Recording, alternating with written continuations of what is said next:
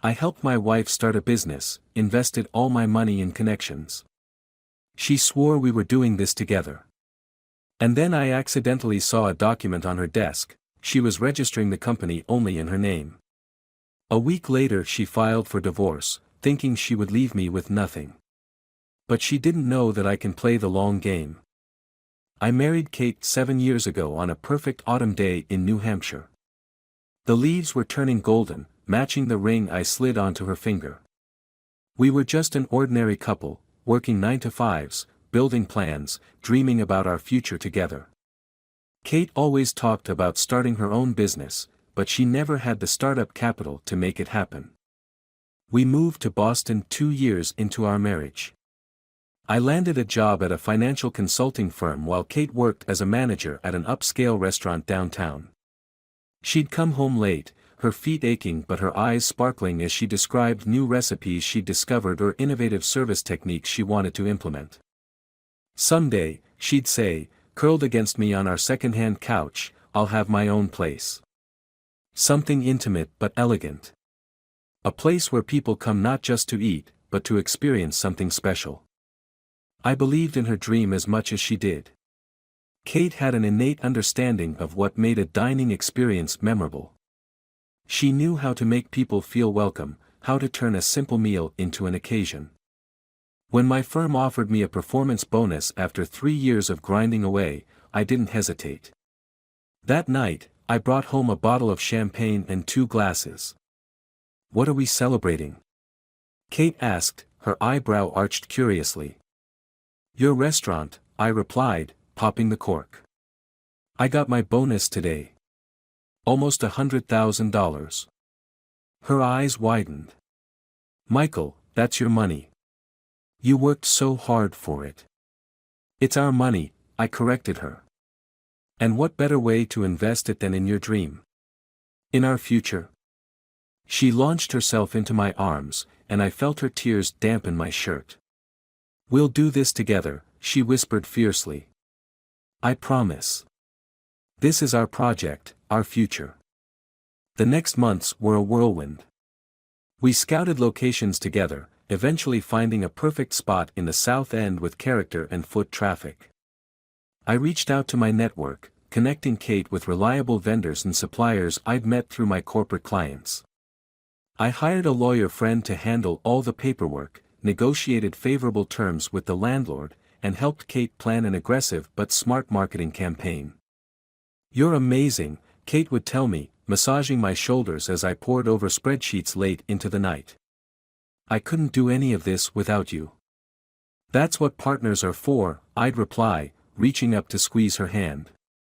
6 months later, Savory opened its doors. The concept was simple but effective: locally sourced ingredients transformed into elevated comfort food, served in an atmosphere that balanced sophistication with warmth. Kate was radiant on opening night, moving from table to table, greeting guests with genuine warmth while effortlessly directing her carefully selected staff. I stood back, watching with pride as my wife's dream materialized before my eyes. This was what marriage meant to me: supporting each other, building something meaningful together. For the first few months, things were just as we'd hoped. Kate worked long hours at the restaurant, but she'd text me updates throughout the day. We'd still have our Sunday mornings together, planning the week ahead over coffee and pastries. The business was steadily growing, attracting positive reviews and repeat customers. Then, subtly, things began to change. Kate started referring to Savory as "my restaurant" instead of "our place." She began making decisions without consulting me, hiring a new sous chef, changing suppliers, adjusting the menu. When I'd offer suggestions, she'd smile tightly and say, "I appreciate the input, but I know what works best for my business." I told myself it was natural. This was her area of expertise, after all. She was the one in the trenches every day while I continued my corporate job. If she needed more autonomy, I could respect that. Our Sunday planning sessions grew shorter, then sporadic, then stopped altogether. Kate was always too tired or had brunch meetings with industry people. When I'd ask about the finances, she'd assure me everything was on track, but the detailed reports she used to share became vague overviews. "You don't need to worry about every little thing," she'd say, patting my hand like I was a concerned child rather than an equal partner who'd invested his life savings in the venture. "I've got it under control." I trusted her, even as I felt her slipping away. We hadn't been intimate in months, but I attributed that to her exhaustion and the stress of running a new business. Marriage had ups and downs, I understood that. We were just in a temporary valley. Once the restaurant stabilized, we'd find our way back to each other. Then came a Wednesday in April. The firm had a half-day due to building maintenance issues, so I decided to surprise Kate by bringing lunch to the restaurant. It was a rare sunny spring day after weeks of Boston drizzle, and I picked up sandwiches from that little deli she loved in Beacon Hill. When I arrived at Savory, the lunch service was winding down. One of the servers, Alicia, I think, told me Kate was in the office in the back. I thanked her and made my way through the kitchen, nodding to the staff who barely recognized me anymore. The office door was ajar. Kate sat at her desk, intent on her laptop screen, completely unaware of my presence. Her brow was furrowed in concentration as she scrolled through what looked like legal documents. I was about to announce myself when a line of text caught my eye: business re-registration. Sole proprietor, Kate Roberts. My body went cold. I stepped back silently, processing what I'd just seen. Then I noticed a manila folder on the edge of her desk, partially open. Inside were papers with bold headings about petition for divorce and division of assets. The sandwiches suddenly felt heavy in my hand. My wedding ring seemed to burn against my skin. I didn't confront her. Some deep instinct for self-preservation kept me rooted in silence. Instead, I quietly backed away, unnoticed. Once out of sight, I returned to the front of the restaurant as if I'd just arrived. "Is Kate available?" I asked Alicia. "Let me check for you, Mr. Roberts," she said, disappearing into the back. Kate emerged moments later, her face composed into a smile that didn't reach her eyes. "Michael. What a surprise. What brings you here in the middle of the day?" I held up the bag of sandwiches. "Thought we could have lunch together. Building's closed for maintenance." "That's sweet," she said, kissing my cheek perfunctorily. "But I have a vendor meeting in 20 minutes. Rain check." "Of course," I replied, my voice sounding normal despite the chaos in my mind. "No problem at all." She seemed relieved. "Thanks for understanding. We'll do dinner soon, okay?" I nodded, gave her another sandwich to have later, and left. But instead of going home, I went straight to my office, which was actually still open. I needed privacy and access to resources. That afternoon, I made 2 calls, one to my personal attorney and another to a digital forensics specialist I knew through work. By evening, I had started securing copies of all our financial records, communications regarding Savory, and the original investment documentation. For the next week, I pretended nothing had changed. I came home at my usual time, asked about her day, watched mindless TV while she worked on her laptop across the room. All while methodically preparing for what I knew was coming. Exactly 9 days after my discovery, Kate sat me down at our dining table. She had prepared my favorite meal, steaks with red wine reduction, and poured an expensive Cabernet. Such theatrics for what was coming. "Michael," she began, her expression carefully crafted to show appropriate regret. "I've been doing a lot of thinking lately, about us, about where we're headed." I let her deliver her rehearsed speech about growing apart and wanting different things. I nodded at all the right moments, even managed to look appropriately shocked when she finally said the words. "I think we should get divorced." She slid a folder across the table, the same one I'd seen in her office. "I've outlined a settlement that I think is fair," she continued, watching me carefully. "You keep the condo and your personal accounts. I keep Savory and the business accounts." I opened the folder, pretending to see the documents for the first time. I see, I said quietly. She reached across the table, briefly touching my hand. I know this seems sudden, but I think deep down, we both knew this was coming. Let's be adults about this, okay? No drama, no fights. No drama, I echoed, closing the folder. If that's what you want, Kate. Relief flooded her face. She'd expected anger, accusations, pleading. My calm acceptance threw her off balance. So you'll sign? She asked. I'll have my lawyer look these over, I replied. Standard procedure. Her smile faltered slightly. Of course. Take your time. Well, not too much time. 2 days later, I signed the divorce papers. Kate looked triumphant as she collected them, already mentally moving on to her life without me. I hope you find happiness, Kate, I said sincerely.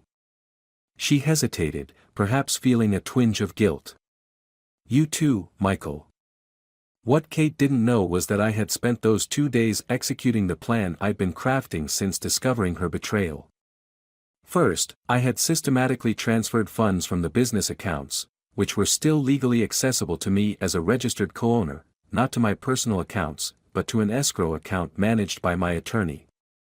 This wasn't theft, it was protecting my legitimate investment until proper legal proceedings could establish the true ownership of Savory. Next, I contacted every vendor and supplier, most of whom I had personal relationships with. I explained the situation truthfully. There was a dispute over business ownership, and until it was resolved, they should hold all deliveries and require cash payments up front. I didn't have to pressure them, most were sympathetic, having dealt with similar situations before. The lease agreement for the restaurant space had been negotiated and signed by me personally, with the business as a secondary party. A clause I had specifically included allowed for termination with 30 days' notice in case of ownership disputes. I activated this clause. Kate realized something was wrong 3 days after our divorce was finalized. She called me frantically when the meat supplier refused delivery without advance payment. I didn't answer. She called again when the wine distributor canceled their standing order. I didn't answer. By the end of the week, most of Savory's vendors had suspended their accounts, the landlord had delivered notice of lease termination, and the business account held barely enough to cover one more payroll. Finally, Kate showed up at my office, her carefully maintained composure completely shattered. What have you done? She demanded, her voice trembling with fury and panic. I looked up from my computer calmly. I protected my investment. You signed the divorce agreement, she shouted. Savory is mine. The divorce agreement doesn't override business law, I explained. And according to all the original documentation, which I have copies of, I am a 50% owner of Savory. You attempted to fraudulently transfer full ownership to yourself, which is not only unethical but illegal. Her face paled. This is revenge. No, Kate. This is justice. You were planning to steal from me, your husband, your partner, the person who funded your dream and worked alongside you to build it. Did you really think I would just walk away and let you take everything? I'll fight you, she threatened, but her voice lacked conviction. She knew she'd been outmaneuvered. You certainly can try, I agreed. But consider your position. I have documentation of your attempt to fraudulently transfer business ownership. I have evidence you were planning our divorce while simultaneously trying to cut me out of the business I financed. No judge will look favorably on that. She left without another word, shoulders slumped in defeat. Savory closed its doors permanently 3 weeks later. Kate had no choice. Without suppliers, without funds, and soon without a location, the business was unsustainable. The staff scattered to other restaurants across the city, and the space sat empty for exactly 1 month before I signed a new lease agreement. 2 months after that, I opened Second Chance in the same location. The concept was similar but refreshed, same focus on quality ingredients but with a more accessible menu and pricing strategy. I hired a talented chef who had been overlooked by the high-end establishments, giving him the opportunity Kate had never offered her staff. I didn't name it out of spite or to remind Kate of what she'd lost. I named it for myself, for the second chance I was giving myself to build something authentic and meaningful. Kate tried calling me once more, about 6 months after Second Chance opened. By then, the restaurant was thriving, featured in Boston Magazine as one of the city's best new eateries. I finally answered. "Are you happy now?" she asked, her voice hollow. "You've taken everything." "No, Kate," I replied. "I simply took back what was mine and built something better from it. You didn't lose Savory because of me. You lost it because you were willing to betray the person who believed in you most." There was a long silence before she spoke again. "I never thought you had it in you. To be so calculating." "Neither did I admitted. But I guess we never really know what we're capable of until we're tested." After we hung up, I walked through my restaurant, greeting regulars and checking in with staff. There was a certain satisfaction in what I'd accomplished, but also a lingering sadness for what might have been. Kate was right about one thing: I had changed.